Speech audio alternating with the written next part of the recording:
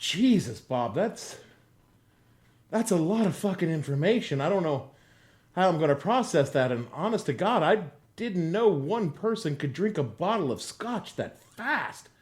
You need a ride home? The FBI agent. All right, Bob. Thanks for stopping by. Holy shit, the Mueller report's going to be a thing. The following podcast contains... Only I didn't say fudge.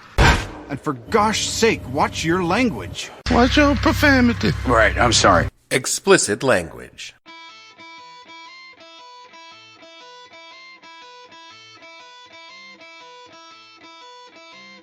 Hello and welcome to the podcast that asks a simple question. When your boss calls your spouse a total loser and you still work for the guy, what the hell were you thinking? I'm your host Dave Bledsoe and this is a Friday, March 22nd, 2019. Kellyanne, Don't Take Your Love to Trump edition of the show, where we talk about what's going down at the Conways. Stay tuned.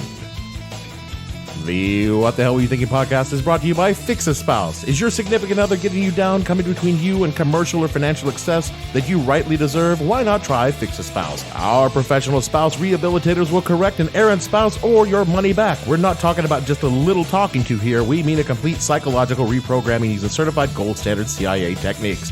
Full memory wipe, replacement and personality adjustments, or your money back. Why shell out for a messy divorce when Fix a Spouse can correct a problem cheaper and easier and less painfully than a court proceeding? Do you think Melania wanted to move to the White House? She didn't before Fix a Spouse. Call now and Fix a Spouse will give you 25% off Correct-A-Kid, our award-winning progeny repair service. Just use the code Ivanka at checkout. Fix a Spouse and Correct-A-Kid. When family becomes a problem, call us for the repair. So anyway, I married the SOB. I had it all planned out. First, he'd take over the history department. Then when Daddy retired, he'd take over the whole college, you know? That was the way it was supposed to be. Getting angry, baby, huh? That was the way it was supposed to be. All very simple. And Daddy thought it was a good idea, too, for a while. Until he started watching for a couple of years. Getting angry? Until he watched for a couple of years and started thinking that maybe it wasn't such a good idea after all, that maybe Georgie boy didn't have the stuff, that maybe he didn't have it in him. Stop it, Martha. Like hell I will. You see, George didn't have much push. He wasn't particularly aggressive. In fact, he was sort of a flop. A great, big, fat flop. Stop it, Martha. I hope that was an empty bottle, George. You can't afford to waste good liquor. Not on your salary, not on an associate professor's salary. When I was in my early 20s, I watched a marriage dissolve during the course of a single session of Dungeons and Dragons. Things happen all the time. Yeah. They probably do, but what happened on this occasion was the Dungeon Master and his wife basically role-played their divorce through the game. It seems the DM's wife, who was playing a half-elven cleric of Mystara, was sleeping with Jeff, who was playing the bard. We were on 2nd edition rules, so there wasn't any big deal going on with playing a bard. I know the rules were complicated in 1st edition. You had to start off with a fighter and then a thief. You know, it was really hard to get a bard. Get on with it! Jeez, well, anyway, during the session, the DM decided he was going to take it out on Jeff's character and had a fucking red dragon just swoop out of nowhere and kill Limrock the Gilded, which was the name of Jeff's bard, totally without any kind of reference with what was going on in the game. And Jeff was all like, dude, what the fuck? And the DM was like, well, maybe you should have thought of that before playing my wife's loot like that. And then he jumped over the table at him. This caused his wife to start hitting the Dungeon Master with a copy of the player's handbook, which, if you remember, was a pretty hefty tome in the 2nd edition, unlike the 1st. It took the rest of the party to pry them apart and get them all into separate rooms. The practical upshot of this was the last time we played Dungeons & Dragons at their house, and pretty much broke up the gaming group as different people came down on different sides of the divorce, and we never really had enough people to get a decent session going after that night. And I'm not sure if any of us can see what all this is supposed to mean. Well, clearly, if you're doinking your DM spouse, you want to use a throwaway player character unless you want a favorite eaten by a random red dragon. Oh, and second, you should pay attention to your spouse because you never know when they'll start fucking the bard. I thought this was all really clear when I wrote it out. Speaking of spousal disharmony, however, what the fuck is going on with George and Kellyanne? Now look, Kellyanne Conway is, objectively speaking, the resurrected spirit of Vidkin Quisling crammed in an old, used-up Ann Coulter clone. Gross. And I can bear the thought of her suffering any number of discomforts, despairs, dysfunctions, and diarrhea with a beaming fucking smile on my face. In fact, I hope she gets the flaming shits while stuck on the 395 during rush hour and has to squeeze a shooter right into her fucking expensive purse. Maybe it's a bit too graphic for the space? I can also give a fuck about George Conway, who's done nothing personal or professional to cause my disdain, but he is married to Lady Skeletor, who sits on TV and lies like an animatronic puppet for the orange hate. But George is pretty fucking funny on Twitter and has successfully earned the wrath of the orange hate. I don't like you. Mr. Conway is, of course, a high-priced D.C. lawyer for the firm Wachtell, Lipton, Rosen, and Katz, and has represented Miss Paula Jones in her lawsuit against President Clinton for sexual harassment in the 90s. His Republican bona fides are really solid across the board. Solid enough that he was considered to be by Individual One for a posting either as the Solicitor General, the government's chief trial lawyer, or in the Justice Department as the head of the Civil Division.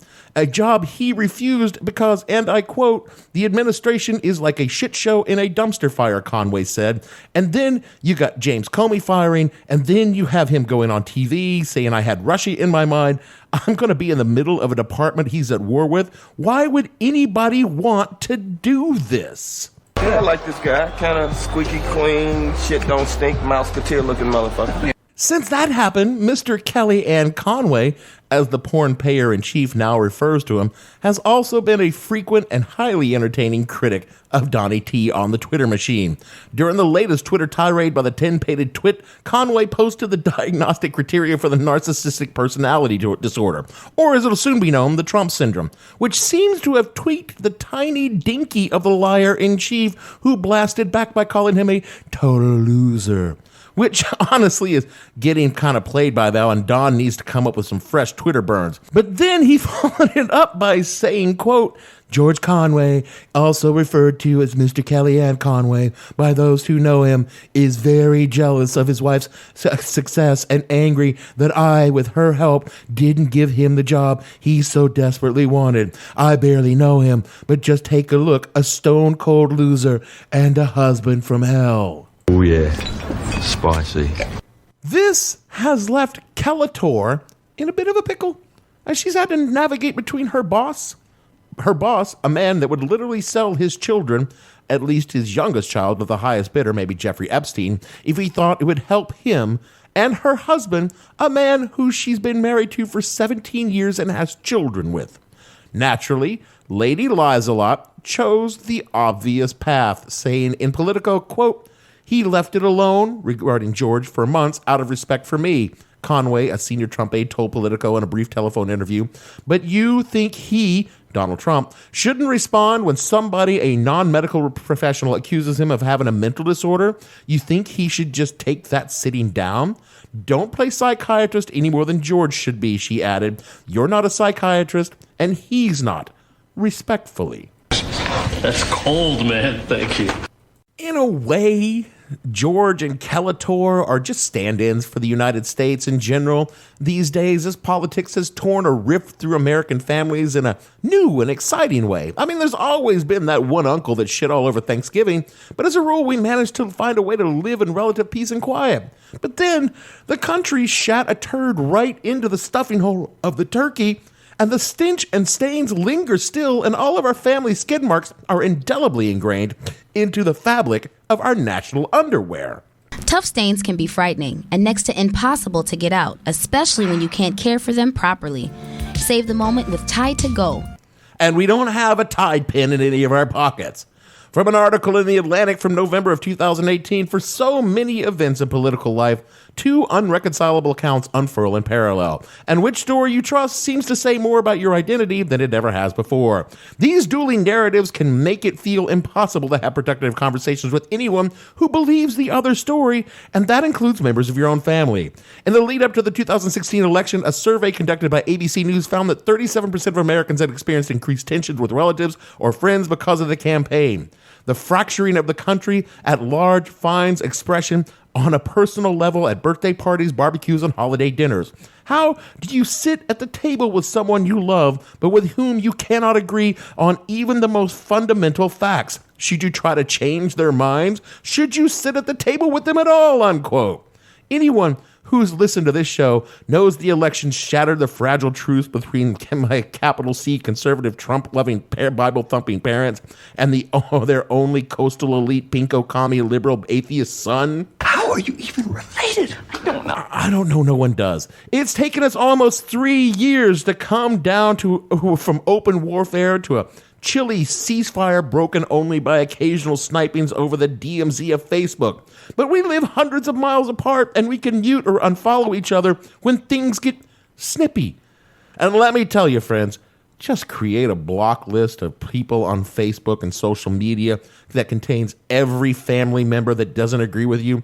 So when you want to post that really cutting comment about a Trumpelstiltskin, you can just let loose and they never will even know. But no one has invented a block list for people that live in your house. Not that the George and Kellyanne marriage issue is a problem for a growing number of Americans these days. Politics is not only just defining who we are voting for, it's increasingly defining who we marry. The website Quartz condenses a series of polling in an October 2018 article by saying, quote, in 1973, the level of political agreement among relative recent newlyweds was 54%. By 2014, it had risen to 74%. This trend held true even in zip codes where political opinions were more diverse, suggesting that politics, not just proximity of like-minded partisans, is behind the sorting, unquote. And this goes further as the great sort gets more and more sorted. And it goes into the next generation. From an article in the New York Times, in the late 1950s, 18% of respondents said that they would want their daughter to marry a Democrat, 10% a Republican, and the remaining 72% either didn't answer or said they didn't care. In 2015, 28% of respondents said they wanted their son or daughter to marry a Democrat and 27% a Republican, leaving only 45% to say they didn't care, unquote. And look, if I had a child, my entire nightmare scenario of the Guess who's coming to dinner? would be her walking into the room or him walking into the room and saying, Mom, Dad, this is Jethro. He's a QAnon believer, a member of Identity Europa, and he carried a tiki torch at Charlottesville, and I love him. Get out of my house. Because it's hard to see someone you love be so wrong. And now look, I'm obviously completely unqualified to give any sort of marital advice. But you never let that stop you before. But it seems to me that disagreeing with someone so fundamentally on so many things just can't be good for a marriage. I know the old saw about opposites attracting, but when one side believes in the fundamental humanity of all people and that we should strive to have all rights under the law be awarded to all the people under the law, and one side believes that we must secure the existence of our people and future for white children, I think your problems are not really surmountable. But I don't know if any of this is a problem for George and Kelletor. In fact, I'm willing to bet that their marriage is robust and loving and is founded on some bedrock principles that make a marriage just, work. Something like voracious self-interest. From a Washington Post article in August of 2018, quote, there's a theory among D.C. Trumpologists that this is all a charade, a way for the Conways to be part both of the Trump White House and the Trump-Leary establishment, unquote. Right? I mean, this is exactly what I think. Just maybe a pair of die-in-the-wool DC swamp creatures might be gaming the system to preserve their peace and the power structure in our nation's capital. And that, my friends, is real fucking love. I think it's sweet that two people can overcome their differences and their mutual naked ambition and greed. It's so rare in these times when we tend to think that love is lost for a shining beacon of unbridled lust for privilege and position that could keep a couple together from letting the petty politics of the day keep them apart. Sure, one of them is a soulless shill for a corrupt and corrupting embarrassment bent on looting the nation for his own enrichment while simultaneously destroying its reputation in front of the world, while the other can lob accusations of criminality and mental instability from a position built entirely on the massive transfer of wealth from the working class to the rich on a scale not seen since the Gilding Age. But come on, at the end of the day, they both come home from their jobs, nut punching the people of America in totally similar yet unrelated ways, and put their mutual differences aside and climb in bed together, knowing that they will never be called to account for their lies, scandals, corruptions, or lack of ethics. Safe in their love of money and power, they will just sleep fucking beautifully. George, all rolly and round, Kelletor, a jangle of ragged claws. They'll kiss each other goodnight and drift off to sleep the sleep of the soulless, loved in the land of Nod, lulled to the land of Nod by the tormented screams of millions of damn souls, shrieking endlessly in hell as Satan himself nods and smiles his little minions, resting from a hard day's work done in his name. And they say marriage is hard work, but worth it. And I think we can look into the Conways as an example how to do it the right way. After all, if two evil and vile minions of the darkness on opposite sides of the best way to loot the nation can find a way to make it work, can't we all really? I mean, I guess it helps that they are fucking ludicrously rich and will never want for anything forever in their lives, but still, if they can make it work, maybe you and Lurleen can make it even if you're 3 trailer payments behind on the trailer and about to have to go live with your mamas for the 14th time. So stay in there, little campers, and look to the Conways whenever things get tough. I mean, the least pessimistic take that I've seen on the whole Kellyanne and George issue is journalist Molly Ball on Twitter, who said, quote, "The Conway marriage is a perfect metaphor for the current Republican Party, split between those who see Trump as an opportunity and those who see him as a horror, and yet somehow they stay together," unquote. And I don't know, and frankly, I don't give a fuck about the Conway marriage in the least. So why am I doing a show about them? I don't know. It was a relatively quiet week after the horror of New Zealand and the subsequent news stories about the racist in chief being fine with Nazis. But that's not new news. And, we're waiting for the Mueller report, which finally dropped tonight. We were just in, like Mike Pesca said, on the just a holding pattern. We've got more candidates jumping in the Democratic primary, and the hot takes are being written as fast as they announce. And I'm really trying to stay out of staking any ground on them, no matter how dreamy the toothy Texan Gen X golden child of my dreams may be. It's gonna be a long, long, long year, pod friends. And we're staring down a Category 11 shitstorm of things between now and 2020. It's going to be vicious, it's going to be protracted, probably pointless, and Democrats are going to spend at least the next 16 months eating one another like baby sharks in the womb.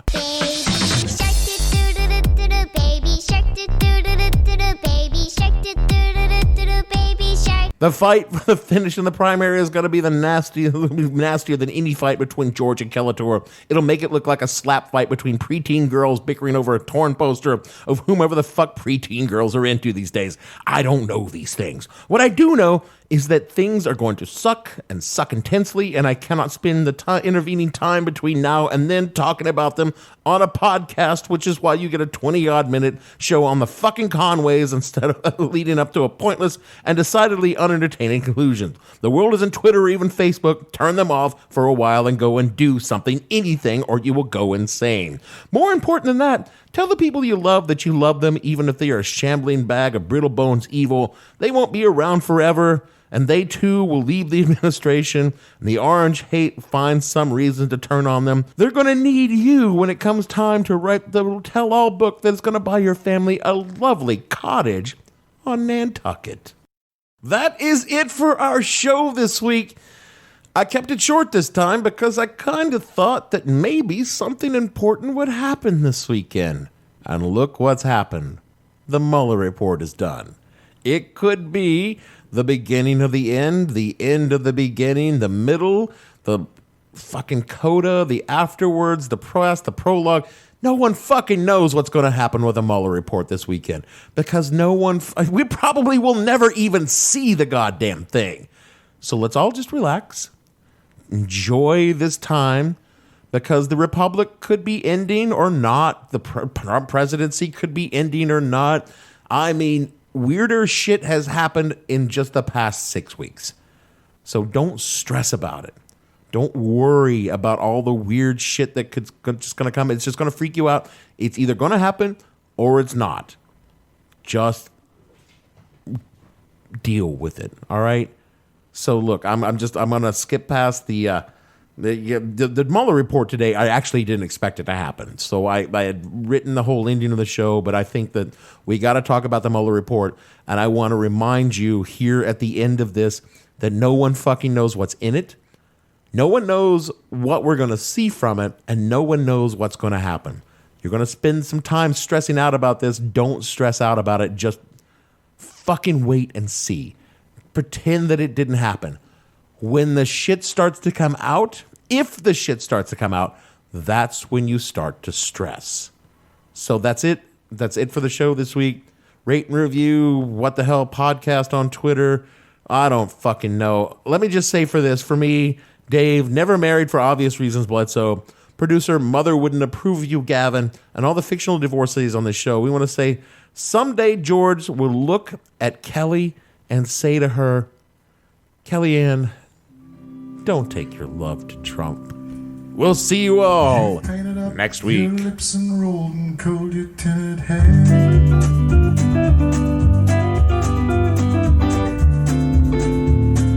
Ruby, are you contemplating going out somewhere? Shadows on the wall tells me the sun is going down.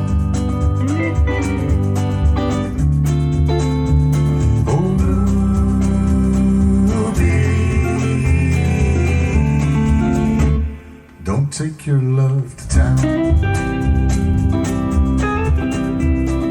Wasn't me that started that old crazy Asian war. But I was proud to go and do my patriotic chore. Yes, it's true that I'm not the man I used to be.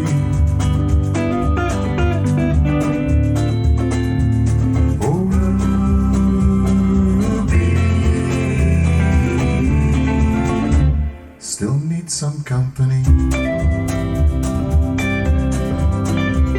It's hard to love a man whose legs are bent and paralyzed.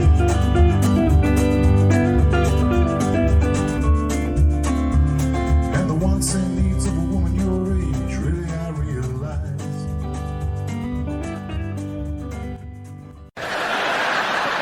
I have no ending for this, so I take a small bow.